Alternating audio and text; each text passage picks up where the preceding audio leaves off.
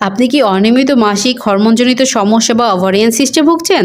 বারবার ওষুধ খাচ্ছেন, কিন্তু স্থায়ী সমাধান কিছুতেই মিলছে না? আমাদের অনেকেই জানি না এই সমস্যাগুলোর মূল কারণ শরীরের ভেতরে জমে থাকা টক্সিন বা বিষাক্ত উপাদান এবং হরমোনের ভারসাম্যহীনতা। ঠিক এখানেই হিজামা বা কাপিং থেরাপি হতে পারে একটি প্রাকৃতিক, কার্যকর ও সুন্নাতসম্মত সমাধান।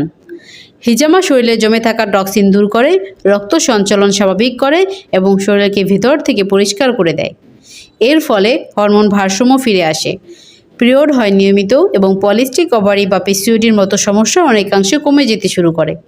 যারা গর্ভধারণের সমস্যায় ভুগছেন বা পিরিয়ড নিয়ে মানসিক ও শারীরিক অস্বস্তিতে রয়েছেন, তাদের জন্য হিজামা হতে পারে নতুন আশার আলো।